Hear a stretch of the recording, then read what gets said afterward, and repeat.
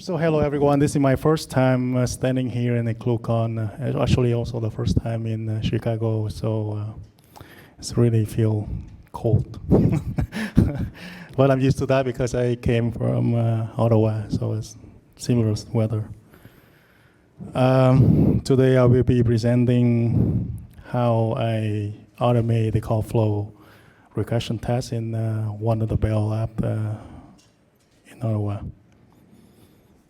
So that's the topic for today.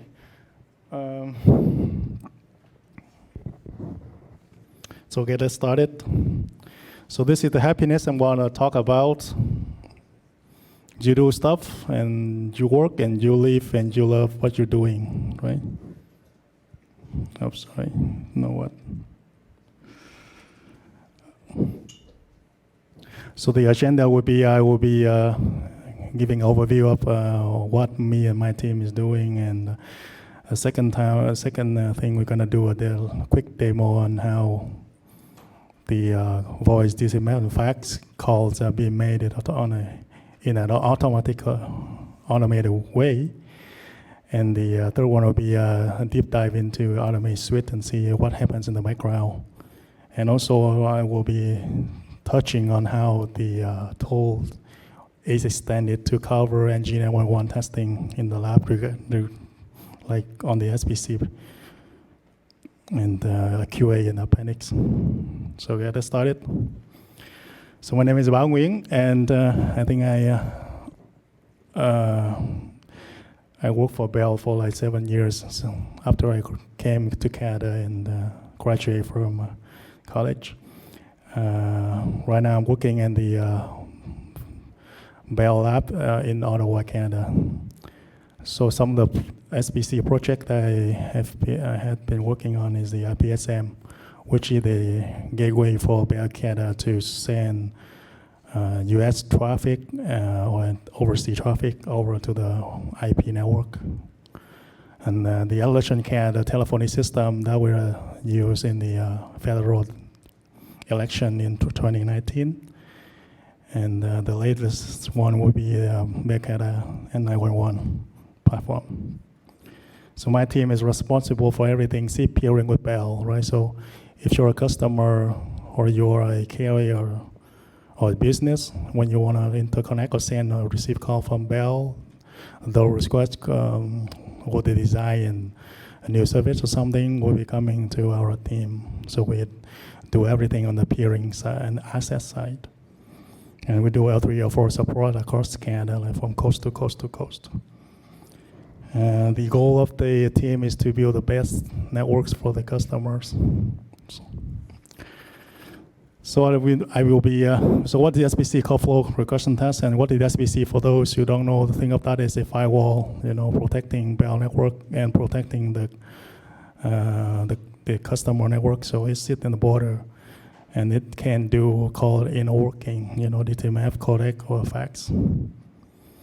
So we do test a lot of features on SBC management, and call flow is one of the major one, because that's the only thing visible to the customer. If you operate the SBC, they don't know what you're running, what you're doing, but if they can make call, they will know. The call flow testing plan, they may have a lot of more than 100 calls to make, and it's time consuming. And also for the facts, I used to be running around in the office with the fax machine, connecting two different lines to send and receive facts. It was fun in the old day. This is the typical end-to-end call, right? You got the call sending on the peer side, going to the SBC, and then going to Bell core and going to the outside, and going to the terminating peer. So that's simple. And I want to show the picture of me in 2018. That's me, yep. So making calls, hello, this map works just like maniac, because I told you there are a lot of calls to make to certify a SBC load.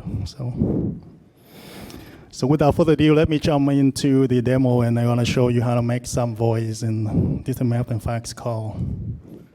Let me pause this one.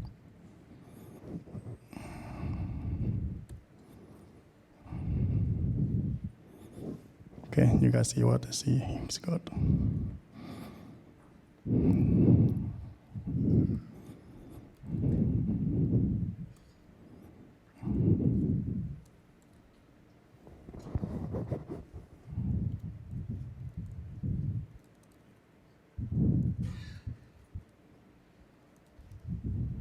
Okay. Good. Before that, sorry, I got some couple of slides to do that before we jump on there.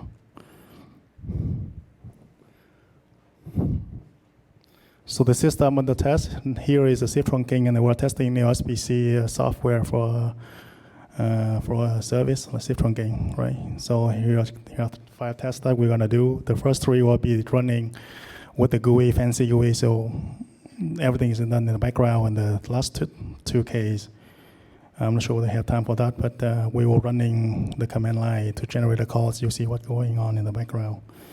So note that number 2, number 25, and number 96. 2, 25, 96, okay. Let me start a NS grep, so.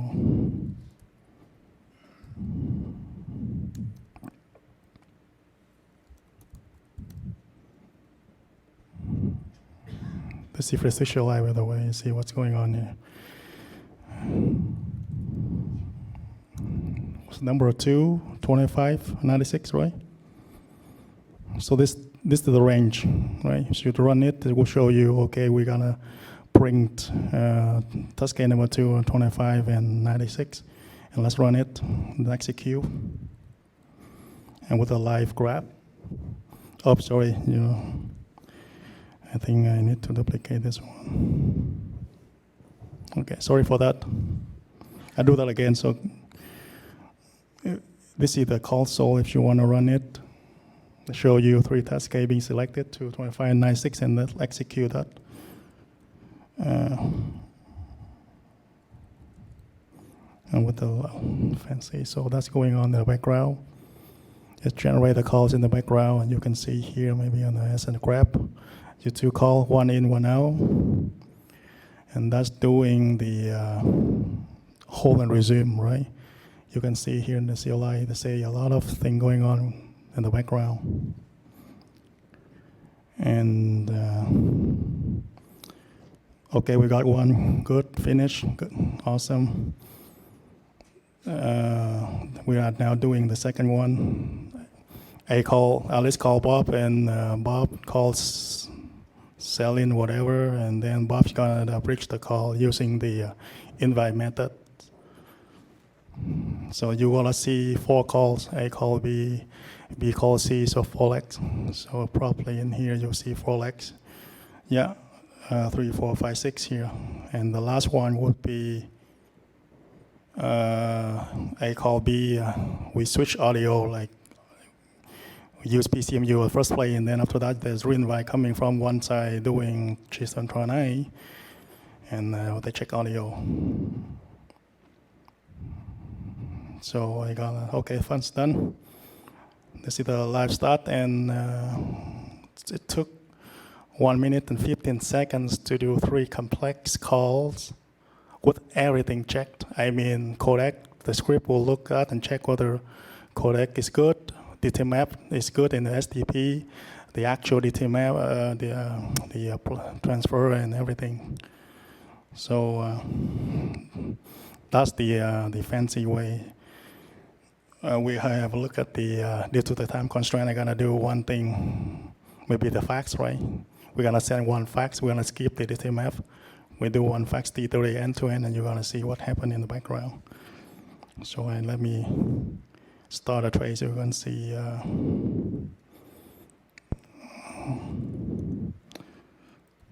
the T30 package coming very beautifully. So let's do the test case number 13. So let me bring that first. I'm not gonna execute that using this guy. So we bring that, and you have the test case, they have a command to run it, so I just copy that, and then run it here, okay? And that's how it goes. You see in a while after the media, you will see some of the TMF.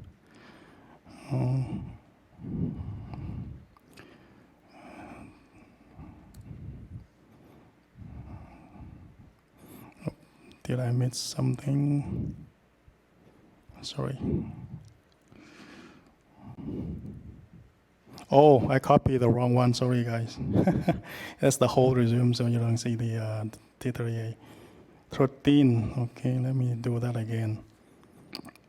Oh, we got 313. Sorry, my bad. Okay, this is a command to generate the facts. Okay, and then you want to run it. Make sure that I got the trace up and running. Okay.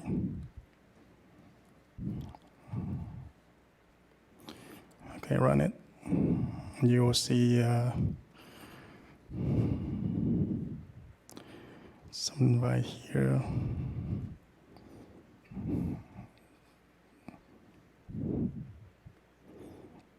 Oh, sorry. It's the clue consistency here appealing. Sorry, guy. Let's do it one more try. But at least right now in CLI, you can see the facts. They pass the negotiation and then they send and they receive the facts. What I want to show you is that you see that on a Y chart, but we can see that up later on. But you see the facts being changed, right? And they show you, okay, one fax is this is the okay one. So everything is good. The call is hang up, and you see in the CLI, you see fax successfully received and fax successfully sent, right? So that's the call flow that we send fax T3 end to end. I apologize because this is my first time here. So. Let's continue the section and we'll go quick. There's some slide containing the technical details and I will be going fast on that one. Okay.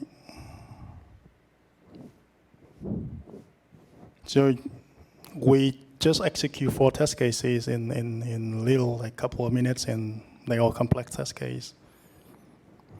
And this is a report. I want to show you the report of the SIP trunking. This is the full report, and you see how many test cases we got. 370 test cases.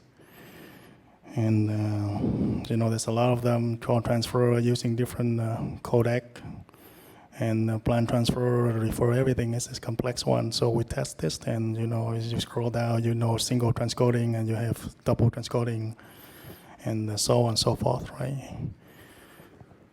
So just imagine how would it take you to do all kind of stuff, because every test is a unique test. They're different in a way, like codec different, or the TMAP different, or something like that, or the service config is different on SBC. So the automation suite, it's got 3 things: the test plan executor, which I showed you in the first place. It runs with a live fancy crap. And the second one is called generator, which actually is a Python script with ESL from Evolux, connecting to FreesWITCH and do call. So this is the first thing. Of the 3, the PBX, I'm using FreesWITCH 10.1.1.10.7. So the route of the call is provisioned already in the network, so I know from FreesWITCH I call this number is going to going all the way and then go back to the same one. There's some start on FreesWITCH. This is the codec. Yeah, you can look at that later. So the executor is a second piece is in the picture.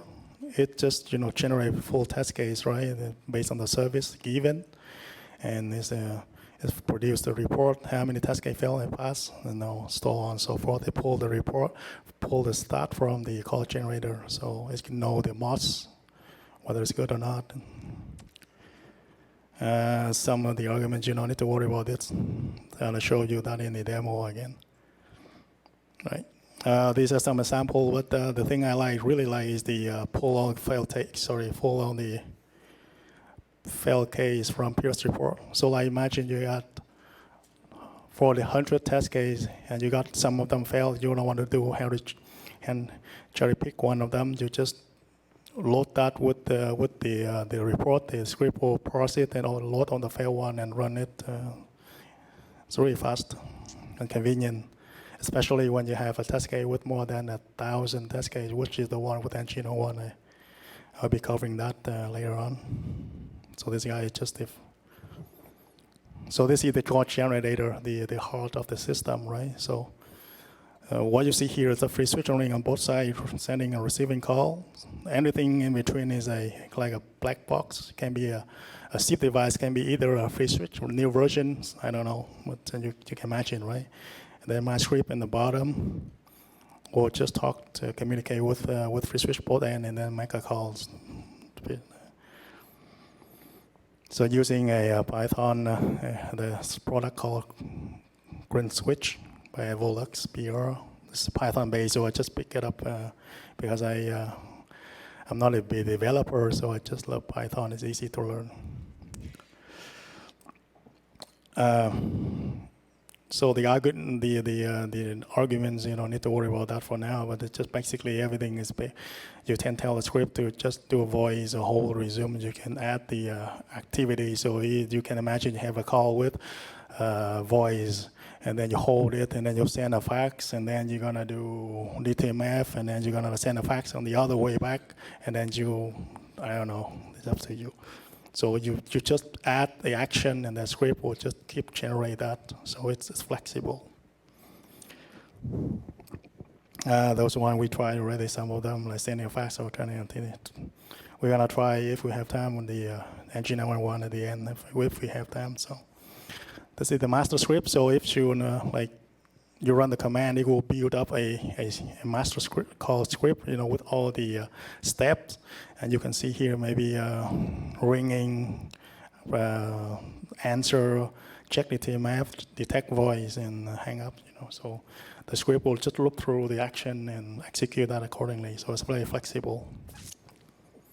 Those are the events that I found it very useful to listen to that because we are event-based, right? I send a call, I send an action, like ring or send fax, I capture the event, and then I compare the result. Okay, it's good, then we go for the next step. So that is events-based call generator. This is how I catch the inbound SIP. I think we can skip that for now because I'm using the inbound ESL for the inbound. Normally you use outbound, but I use inbound, so I have to develop a way to catch the inbound one. You might call how you catch that one on the receiving side, right? For the outbound one, it's just a simple originate and packet. This one is a speak one. So when call has been handled on both sides, I send to the park, and then I eventually, after checking everything, sanity check whether everything's good, codec, transport, then I just play back the audio. And this is the critical thing that enabled me with the automations, because sometimes the trace look good, or you see RTP, you can hear that in Wireshark, but when you pick up the phone, you hear nothing. That's happened with some of you guys, I believe. So FreesWITCH has a hidden gem, like detect audio, meaning that it will detect audio, so the energy of the call, it can analyze it. If you have the threshold here up to whatever the minimum one for at least 20 packet, then yeah, we can see that we have audio. You can tell it in the script. And this, when I found it, I say, oh my God, I got it. Now I can automate things. Let's see how to do automation. You can't have those slide after that, so don't worry about that.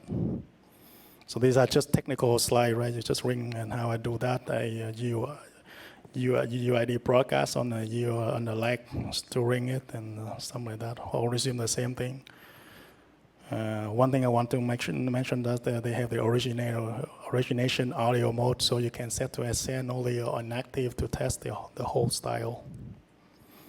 DTMF, yeah, we can send in-band and TMF like two-way or like out-of-band and in-band. And if both sides support out-of-band, you can actually, FreesWITCH can actually send the flash one. It's fun to discover that. And this is the flash event in the Wireshark. Let's see.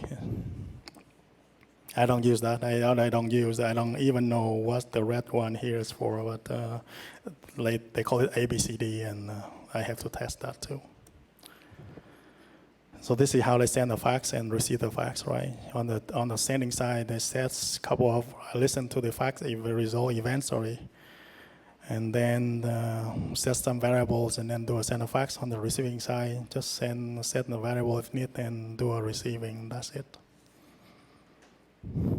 Okay, so we are talking, going to Engineer One Lab, and this is the start of the 911 lab in Bell, Canada. We are the big major player in here. Just look at here. So this is the lab setup. I wish I had more time to talk with you about that because you OpenShift in the core side, FreesWITCH in the core side, doing media separate from one on the peer side, which my automation is using. So. Yeah, we'll talk about that later on. This is the scope and challenge of Engineer One because the specs involving, is not standardized yet. So it's hard to to work and then adjust that. But anyways, the CADA, the CRTC, which is you can call it government, require that we do support DNS with 3 layers and you do a stack and TLS and CCP and UDP and all possible codecs and how you gonna test that? When I was assigned with the project, I'll say I designed SBC, so it's good. How I gonna test that, right?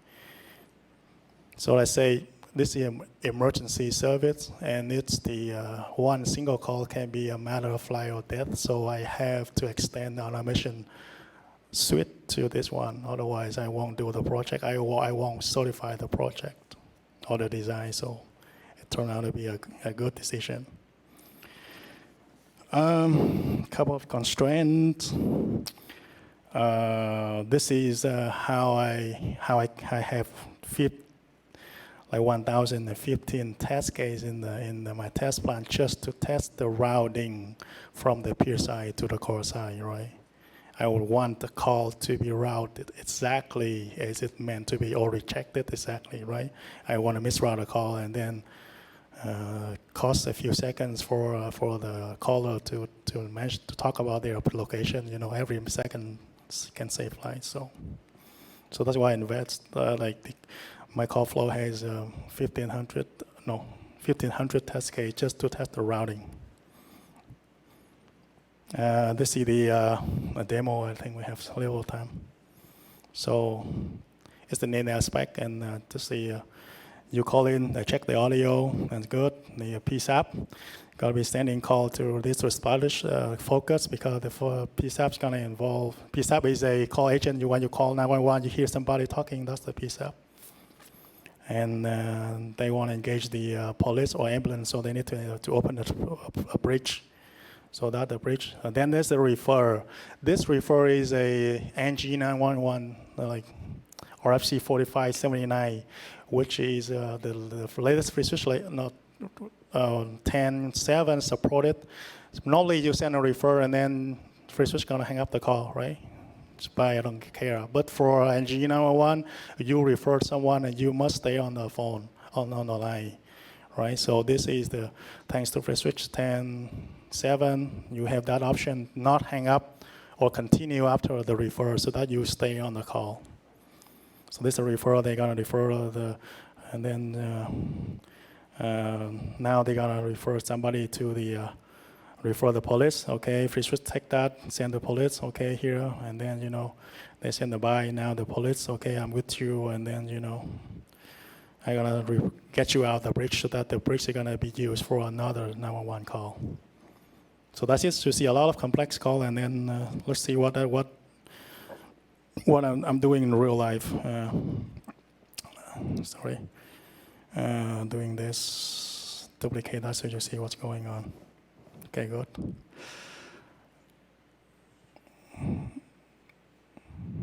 Let me open this one. And we're gonna pick the I search for the conference one. No. So, as you will see, the 1,000 test case here, and then I think we're here is good. 1710. Let's see 1710. Engineer 1 range 1710, and then execute. And you see everything happen in the background.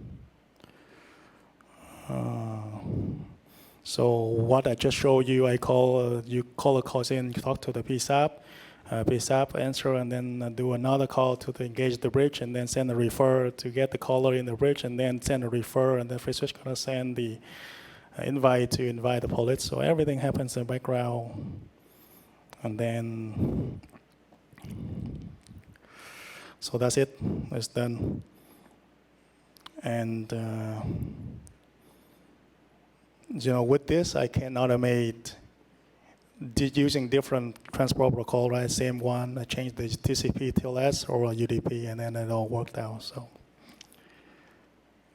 I think I'm time out for now. But the appendix I want to give is that the some couple of patches that I got, I need to have this possible. So